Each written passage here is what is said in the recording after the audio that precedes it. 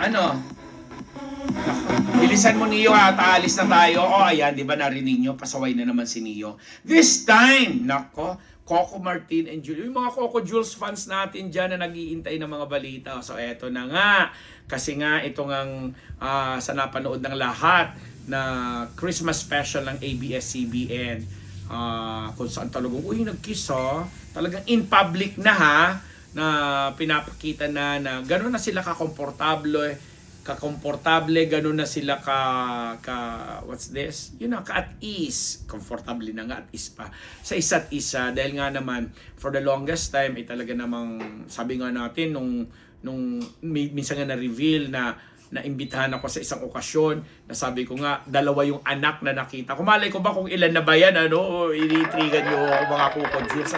Noon pa, ilang years ago, 2-3 years ago, na binabalita natin na, di ba, nung papunta-punta nila sa Spain, sa ganyan-ganyan, may pinag-uusapang chuchu-chuchu, di ba? For all you know, kasal na yan, dalawa na yan. Ano? Charot!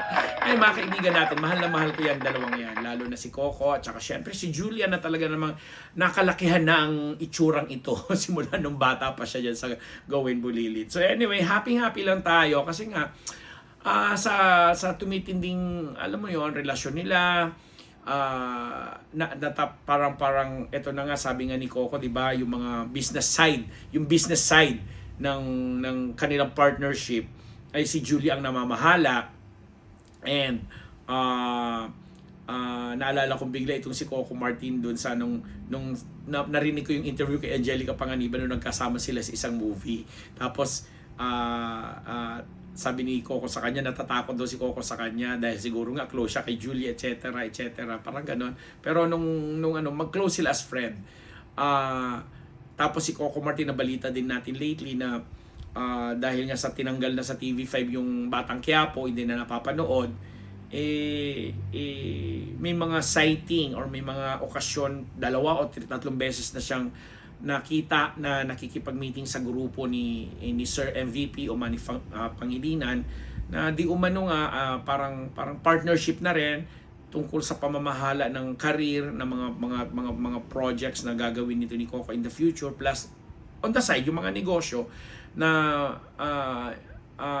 may nakarating din sa aming chismis di umano na parang tinapos na ang pagiging manager ni Mother B-Boy Arboleda kay Coco. Hindi namin kumpirmado to kasi again, nung sinusubukan ko, dahil ako naman nakakadiretso naman ako kay Mother Bibs, hindi siya sumagot sa akin, hanggang nakarating nga sa akin sa ibang sources na mga kaibigan ko rin na nagkukwento na mukha nga raw na parang nag-end na rin yung kontrata na bilang business manager ni Coco, itong si Mother B-Boy, na for the longest time, siya naman talagang namahala, sumuporta sa karera ng isang Coco Martin at kung paano na-transform si Coco mula doon sa pagiging lead actor hanggang sa tinatawag natin siya ngayong pinakabagong action hero ngayon sa showbiz dahil nga sa mga ginagampanan niyang papel at lalo pag sa pelikula ng mga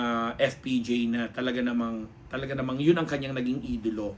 So, yun ang mga latest. Plus si Julia na active ulit sa mga showbiz commitments niya. And ang masaya dito, very hands-on si Julia sa kanyang pamamahala ng negosyo. At kaya nga siguro napakaganda ng samahan nila. And kung kailan talaga nila ipapakita in public ang sinasabing bunga ng kanilang pagmamahalan o mga bunga ng kanilang pagmamahalan, yan po ang ating abangan. Kasi parang unti-unti naman nilang, alam mo yon,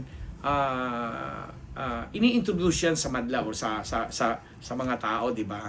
Kaya nga po ang saya natin dito, kagaya ng mga Coco Jules na tumatangkilik po dito sa atin at nag-iintay ng mga update. Kami rin po, kasi when was the last time na nakita at nakausap namin si Coco? Siguro mga more than 3-4 months ago pa.